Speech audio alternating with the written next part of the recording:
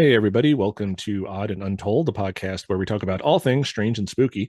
And this week, we're going to be looking at some more Bigfoot behavior, uh, but I'm going to be concentrating on lesser known or rarely spoken about behavior. Not so rare, but it doesn't get as much coverage as some other behaviors. And Scott and I last year, we did an episode about Bigfoot behavior where we covered tree knocks and tree structures and rock throwing, and of course, howls and vocalizations. Those are the things that seem to appear in most of the Bigfoot shows, in Bigfoot stories. When people think of Bigfoot, they go in the woods, they want to look for Bigfoot, they do tree knocks. They're listening for rocks being thrown at them. They're listening for the vocalizations. Most people mistake coyotes or other animals for Bigfoot. They just think any weird howl in the woods is Bigfoot. But this week, I wanted to talk about some lesser referenced behaviors and characteristics that we see in Bigfoot sightings. And I've mentioned a lot of these in previous episodes, but I've never really explained them. So I figured I'd do a little crash course in some of these lesser known Bigfoot behaviors. So we're going to cover paralleling, we're going to cover eyeshine or eye glow, and infrasound. So buckle up. We're going to talk about some of these this week, and we're going to have some bonus Sasquatch stories to go with them because I want to illustrate my point. And as I mentioned, I've talked about some of these in previous episodes, but I didn't want to rehash old stuff. So I found new stories just on the BFRO website that talk about each one of these characteristics or behaviors, and we can analyze them as we do. So let's jump into Bigfoot behaviors part 2. So the first behavior I mentioned is paralleling. And I've mentioned this on the show before. I've had some stories where this has happened, and I kind of just throw out the word. And I'm guessing most people can sort of gather what I'm trying to say by that. But if not, I wanted to do a little bit of a deeper dive into what paralleling is. So imagine you're out for a hike, you're in the woods, deep in the woods, just by yourself. It's a nice day, sunny, and you're walking along, you're by yourself, deep in the woods, not a lot of, other people around. And you hear footsteps along with yours. So you're walking and you hear other footsteps walking. And so you stop, and then the other footsteps stop. But it's not an echo. It's not just the sound reverberating off the trees next to you or the bushes. It's almost like something is following you in the brush out of your sight. And when you stop, it takes an extra step or two because it didn't expect you to stop. It didn't know what you were going to do. So you're just walking, and then you stop and you hear, maybe another step or two. And as you're stopped, you don't hear anything. And then you start walking again. And as you start walking, right after your first or second step, you start hearing the footsteps again. So there's this weird sound. And if it's an echo, and the woods can echo you, again, if you have really thick bushes on the side or rock structures, rock wall, if you're walking along that, it can echo your footsteps if you're walking in leaves or on the ground. But if not, then what is it? So we hear this a lot in Bigfoot reports where people say, yeah, I was walking and I heard something kind of not following me, not behind me, but off to my left or off to my right. And it seems like it's following me. And then once I stop, it takes an extra step or two. Again, like it didn't expect you to stop. It doesn't know what you're doing. It's just kind of keeping pace with you. Now, is this definitely Bigfoot? No. As I said, it could be an echo. A lot of times, though, this will precede a Bigfoot sighting. People will hear this and they say, oh, that's weird. Like, sounds like something's following me. And their first thought may be another animal, a bear, a deer, a big cat, mountain lion. But then in a lot of these stories, they will see or hear or experience something that tells them maybe this was Bigfoot, not one of those animals.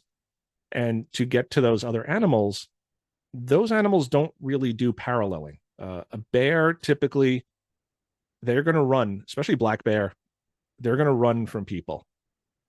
They hear sound, they hear people. People have guns, and animals know this, especially in these deeper areas where hunting is allowed. So the bear is not going to parallel you, most likely. Again, nothing is impossible, but we're talking about probability here. And what is the probability of a bear paralleling someone? Very low. Same with a deer. Deer are very skittish. If you've ever been around a deer or startled a deer, they run. They're not going to parallel you for a mile. And you hear that on a lot of these stories that people say, I walked for a mile or 2 miles and I was paralleled the whole time. or I was paralleled out of the woods, almost like something was escorting them. Big cats, not everywhere has them. And again, a big cat could do that, but cats are usually a little bit more stealthy. You're usually not going to hear them. Again, nothing is impossible, but it could be a big cat, but you do hear a lot of these stories where someone is paralleled and then there's the Bigfoot. So it does get attributed to a Bigfoot behavior. And people have different theories as to why this happens. Is it that they're just kind of checking on you to see where you're going? Are they escorting you? A lot of people say I was paralleled out. And I hear that in a lot of stories that people are paralleled out. So it's almost like they see the Bigfoot disappears. And then as they're leaving, they kind of hear this paralleling in the woods. But many times people are going into the woods and they hear the paralleling and then they see Bigfoot. So we're going to get into a little bit of that chicken and egg discussion later on. Like what comes first, the Bigfoot sighting or the behavior? And in many times it's the behavior first. So, and we'll get into why that's important a little bit later. So again, many questions as to why a Bigfoot does this, but if it's a primate, if it's curious, if it's defending its territory, it might be doing these things just to kind of like keep an eye on the person without showing themselves, without exposing themselves and being vulnerable. So they're just following the person in, following them out, just trying to assess them. So it's a weird phenomenon, but we hear this a lot in many stories, and I'm going to give you a paralleling story right now. Okay, so this story, possible paralleling described and tall figure seen at night south of Mount Pleasant. And this comes to us from Montcalm County, Michigan, from the BFRO website, summer of 2012. The location details were removed. Again, a lot of people don't want the exact location disclosed for whatever reason. So, observed. In Montcalm County, Michigan, a group of friends, my dog and I, were walking down a dirt road that is adjacent from my grandparents' cottage near removed. Again, wants to keep this private. The time was roughly 11:30 when we set out for a late night walk. Our plans were to walk down to the paved road that intersects the dirt road and back to the cottage. We were on our way back to the cottage, and should I say, this dirt road we were on runs right through a very dense woodland area that is almost dark in the daytime due to the canopy of trees above the road. So at night, our line of vision ended as soon as the trees began on the side of the road. So again, as I mentioned, you have like the very dense, it's not thin forest where you can look in, and if you can see, 100 feet in and you're still hearing your footsteps, it's probably your own echo. But if it's dense wood where you can't really see more than a few feet in, that's something different. They continue. Over my friend's chatter and occasional laughter, I heard something that sounded rather large following us from behind us to the left, which was the side I was walking on. Whatever that was following us would only move at strategic times when my friends would get a bit too loud or started scraping their feet on the road. So again, it almost sounds like it's listening and moving when there's a lot of noise to cover its own noise.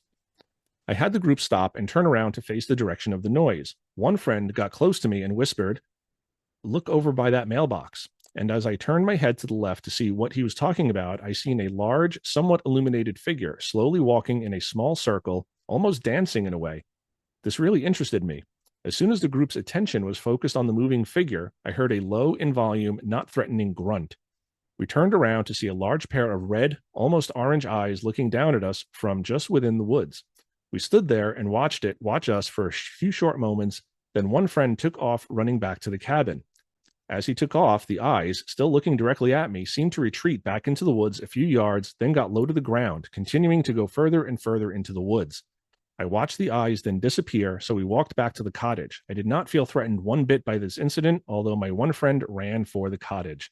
So there were 4 other witnesses, a dense wooded area, dark, chilly night.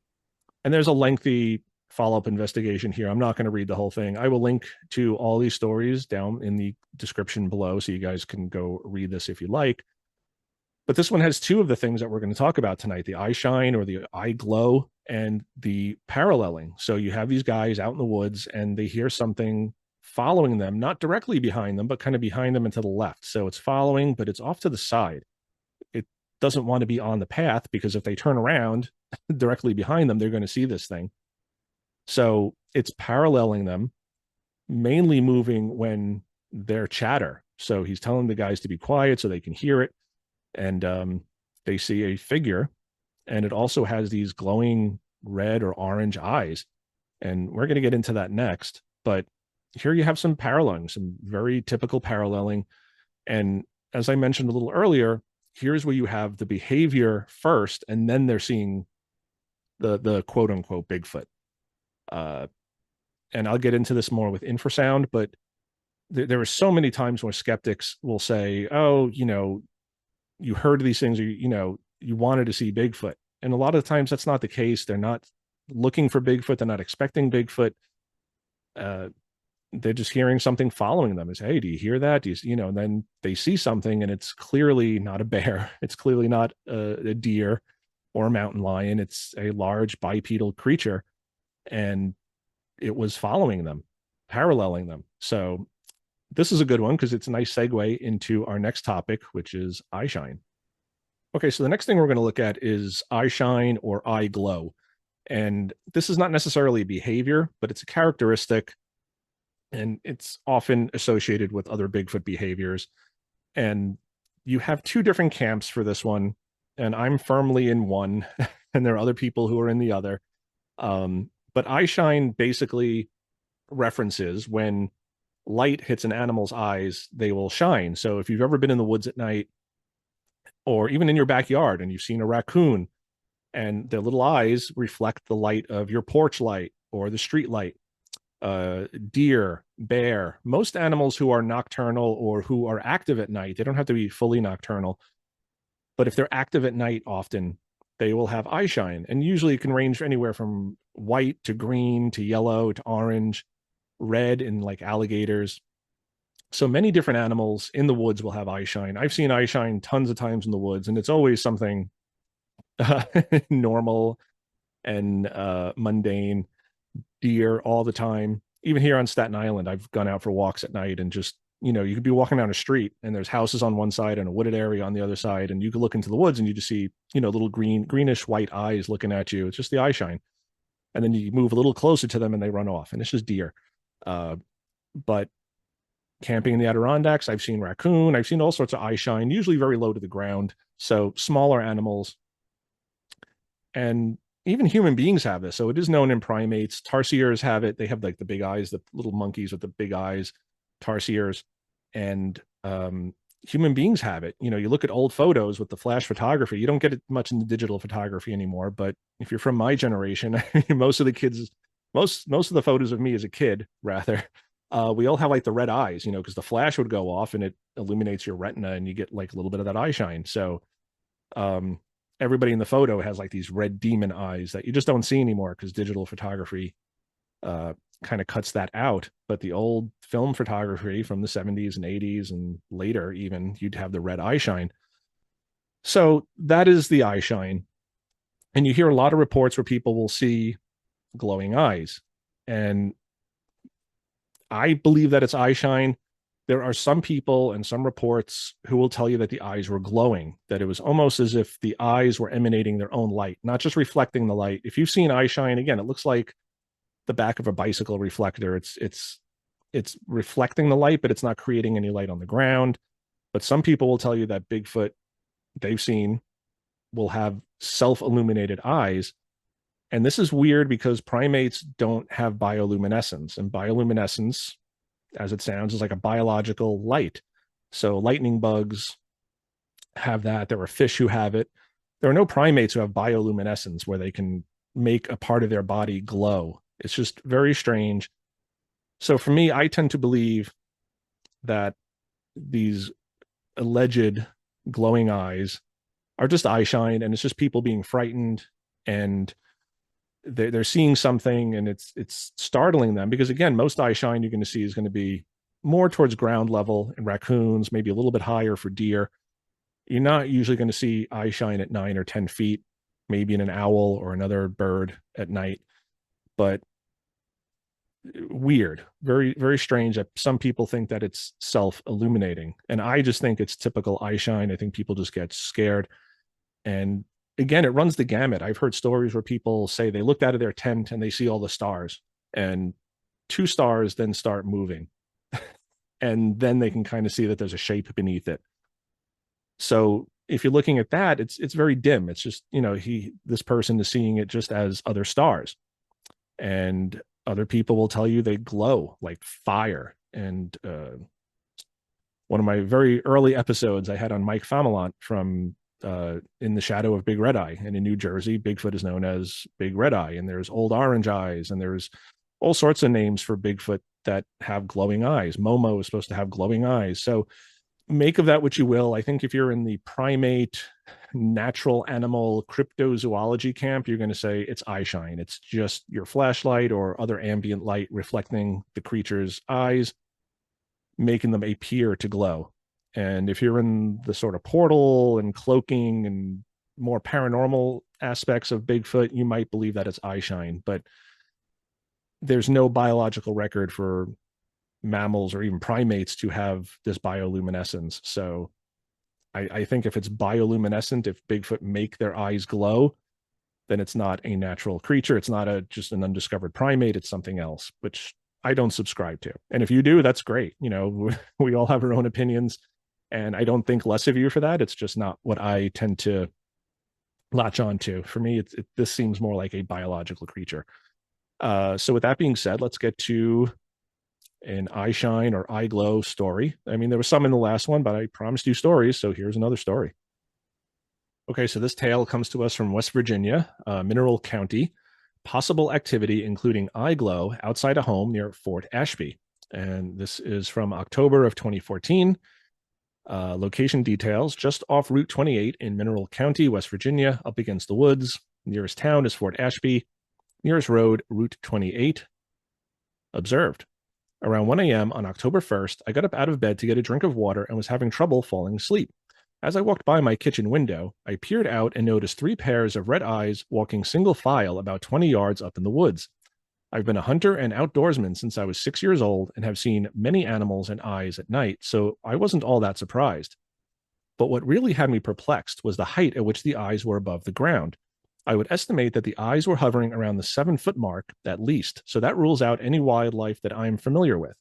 The intensity of the glowing red was also unlike anything I've ever experienced or seen before, and the creatures appeared to be walking with comfortable balance and agility. It was pitch black, and I could not make out any silhouettes except a few branches moving.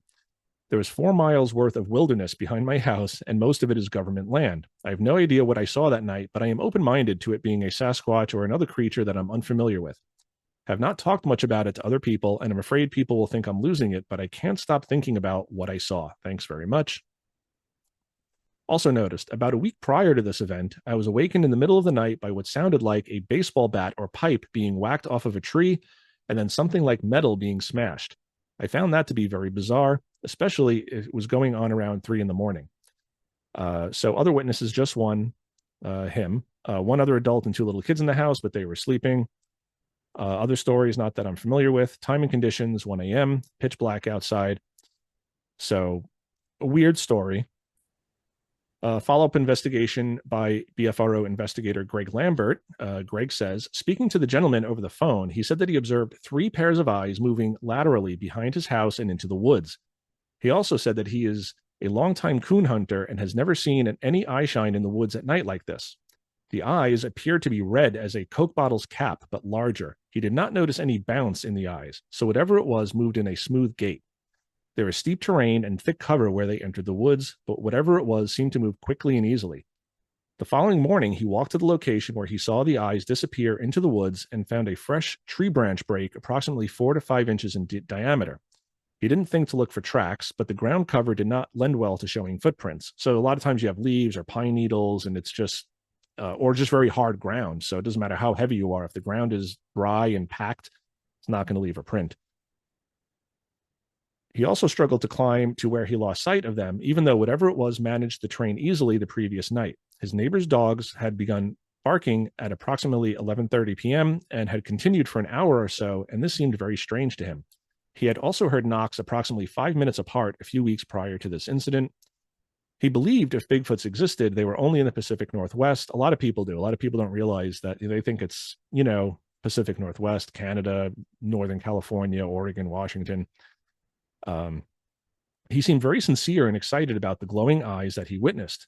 There was not sufficient light to reflect, We believe Bigfoot are using their own light in their eyes to allow what is reported quite often by witnesses and investigators. They could possibly use this ability to signal or identify each other. The capability to glow without nearby light is called bioluminescence, which I mentioned. So this is a weird one. He's seeing 3 pairs of eyes. So this would have been 3 creatures if we're to believe that this is Bigfoot. He's estimating 7 foot tall. So it's not a deer. They're not bear, because bear are not going to walk on hind legs and rear up that tall. Even a black bear, you're talking 6 feet tall. They're topping out at. I mean, you could get bigger ones. Again, nothing is absolute in nature. The only absolutes are that there are no absolutes. So probably not bear, probably not deer. It's too tall. Probably not people. This could be a hoax. You could have people holding red lights and they're walking through the woods, but how are they managing that terrain without flashlights? This guy should have seen flashlights for these people to walk through the thick woods at night where it's pitch black. He's not embellishing the story at all. He's not saying he saw figures, just branches moving and the eyes, and they glided very gracefully. He's saying that there was no bounce. It was just, they managed the terrain easily. So is this Bigfoot? I don't know. The follow-up investigation is talking about Bigfoot using things to illuminate their own eyes. I don't buy into that. I think sometimes people just make things up to fit the narrative and to fit their belief. And you have to throw those things out. You can't just, there's no record of this. I'm not saying it's impossible. I'm just saying we have to go Occam's razor here all the time. The simplest explanation is the most likely. So I don't know what to make of this. If there's no other light, I don't know why he's seeing red lights in the woods. That is odd to me. A lot of encounters we hear, people are walking with a flashlight, or they're at camp and there's a campfire and they see the eyeshine, and that could be the reflection of the campfire, or a lantern on a picnic table, or their flashlight. But if this guy's in his house and he's seeing in the woods that there's these red eyes, I don't know what to make of that. Again, I could be wrong. I'm just saying what I tend to believe. I'm open to possibilities, but I don't think Bigfoot has bioluminescence. I just don't buy into that.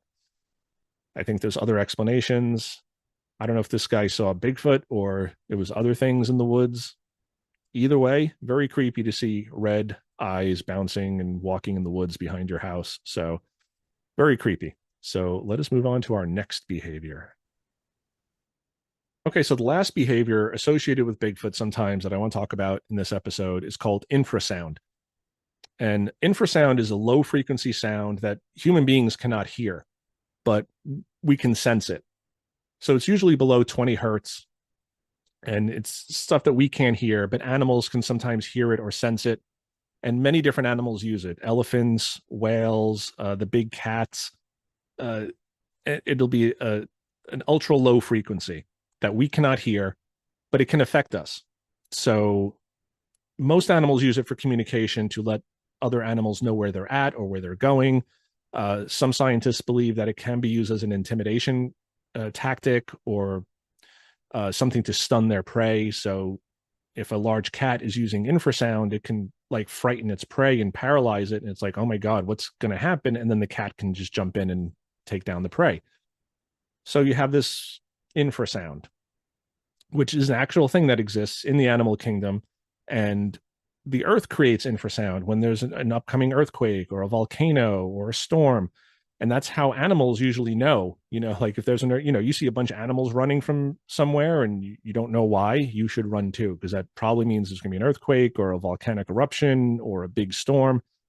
Animals can sense these things better than we can. And we can sense them sometimes. We can't hear them, but it can affect us. It can cause us to feel nauseous. It can cause us to feel afraid, anxious, all of these things. So it can really negatively affect us. So infrasound is a thing, and it is a thing in the Bigfoot community because a lot of people believe that Bigfoot can use infrasound, and there's a reason for that.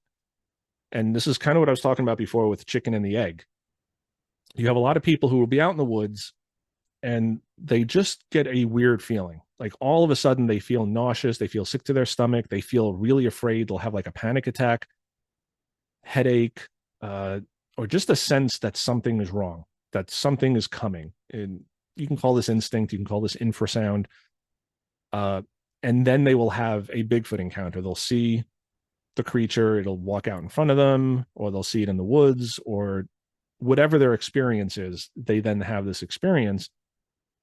And this is kind of what I was talking about with the chicken and egg earlier. A lot of skeptics will say, of course you felt nauseous and sick to your stomach. You're seeing something that you thought was Bigfoot, so you felt scared. The problem is that most of the time, the symptoms start first. It's not that someone's seeing something. They're not thinking about Bigfoot. They're not looking for Bigfoot. They just feel this sudden fear or anxiety or nausea or paralyzation. They just feel like I don't want to move. Like I'm scared. Like I feel like something's watching me or something's about to happen. And then they see Bigfoot. So it's not Bigfoot causing the fear. It's they're fearing something and then they see Bigfoot. So it's an interesting phenomenon. And some scientists have even said that this may be the root cause of paranormal phenomena, ghosts and other things, because infrasound can cause us to hallucinate. We can see things that aren't there sometimes because the sound is affecting our organs and our bodies and our eyes and our eardrums. And not that we're hearing the actual sound, but it can affect them to the point where we're misinterpreting other sounds or misinterpreting other visual stimuli so that we're seeing ghosts or hearing ghosts. Whether you believe in that or not, I don't know. I don't know if I believe in that. I think it's a really sound theory. Bad pun. But you know, it does make sense in the sense of a Bigfoot, because a lot of people will say that they feel this way and then they see the Sasquatch, they'll see Bigfoot, and they just have this sense of, I have to pause, I can't move, I'm feeling nauseous. And you hear this in a lot of stories. I think even Les Stroud, Survivor Man, had said this, that he had these feelings first and then he'd hear something that didn't sound like any known animal. So I don't know what to make of it, but if you have a large animal, and a lot of large animals have infrasound because they can make those deep, low frequency sounds, elephants, whales, the large cats, tigers, lions, bears, oh my. It, as opposed to bioluminescence, I think infrasound could be attributed to Bigfoot. I think if it is an actual living, breathing creature, I think they quite possibly could be using infrasound, guttural groans and grunts that maybe we can't hear because they're sub frequencies, but that affect us, like the brown note or, anything like that, that just affects our internal organs or our internal nervous system, where we're paralyzed with fear or anxiety or nausea. And I'm going to talk about a story here where there's some alleged infrasound. So let's get to that. All right. So this story comes to us from Mendocino County, California. This is September of 2006.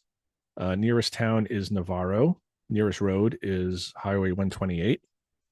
And observed, my wife and I have had 2 incidents over the last year, including vocalizations and wood knocking. We are San Francisco city people, artists, not hunters. We are not used to the outdoors or accustomed to the forest and nature and the shock of fresh, clean air. And most city people aren't. So get out there, people.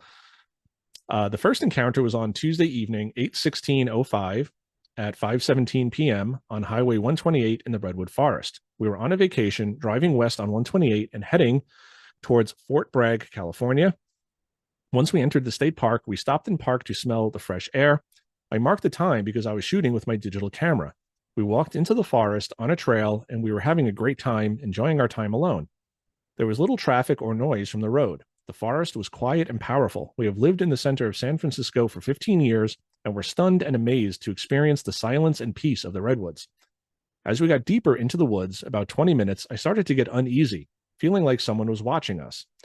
The digital photos my wife took of me show my concern the longer we stayed. Then we heard it. It was a growl, grunting, just above the hearing of my ears.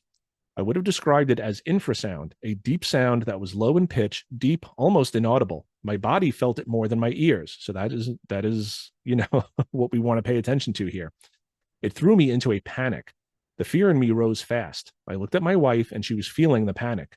We both looked around. We could not tell the direction. We could not see anything in the thick woods around us. It could have been a bear or a wolf, but my instinct said no. I did not know what it was, but the vibe message was becoming clear. Go away now. This is another thing we hear from a lot of reports, that people just get a sense, not that something is talking to them, not telepathy, but it's almost just a sense of go away, or I'm not going to hurt you. We hear this time and time again. It's not necessarily words, but it's a message is received. So very interesting. Predators do not warn when they ambush, right? My wife looked at me and said, "Did you hear that?" I said, "Yes." She said, "Let's get back to the car." I said, "Good idea." It was a weird feeling. We were stunned and mystified as we ran back to the car. We drove away, nervous and excited about what happened. On our way to Fort Bragg, we were talking about the experience. Was it a Bigfoot? Did we have a Bigfoot encounter? We felt something special had just happened. We had to learn more about Bigfoot. Over the year, I became obsessed with Bigfoot. As I read as much as I could about the Sasquatch, Yeren, Almasty, and Yeti as my time permit, my wife became obsessed also. Together, we decided to go back to those redwoods and try to make contact with the forest giants. We made it back to Highway 128 on Monday, September 4th, 2006. Something told me to pull over at a different spot. As soon as I got out, I had the DV video camera running. On the camera, my wife tells me to make my whoop whoop Bigfoot call into the redwood forest. As soon as I did, the camera records wood knocking and a tree breaking. Soon, the smell of a dead animal, skunk, filled the air. The sounds and smells go on for about 3 minutes, then stop. I could tell he moved away after my calls to him, inviting him to be photographed. We left the redwood forest, excited about our contact. My wife wants to see a Bigfoot. I do not want to see him. I hear that many people die or have very bad luck after seeing a Bigfoot. That's, I don't know where he's getting this.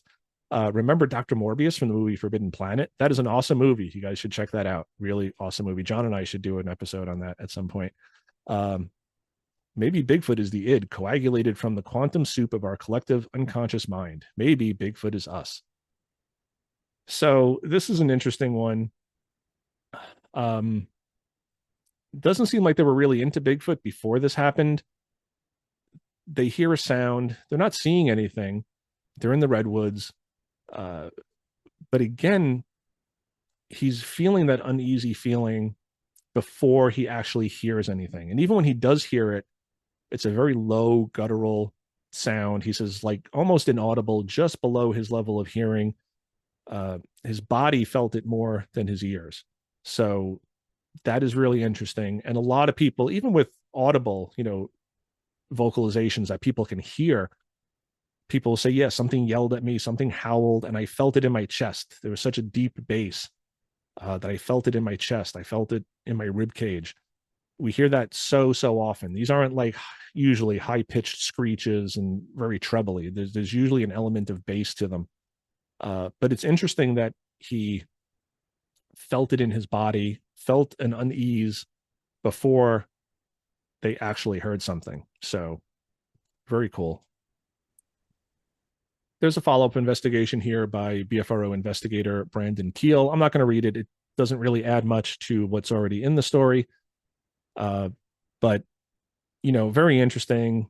It's a little weird that they went home and became like obsessed with Bigfoot and kind of hippy dippy about it and the forest giants, and they want to go make contact, and a little weird, but they hear a tree branch break. They have the bad smell.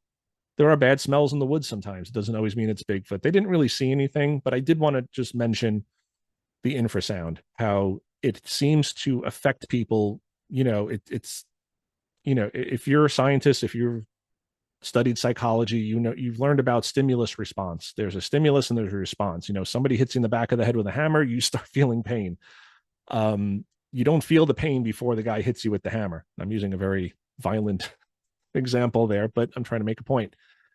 So yeah, it's stimulus response. The hammer hitting your head then causes pain. You don't feel the pain before you get hit in the head. So same thing here.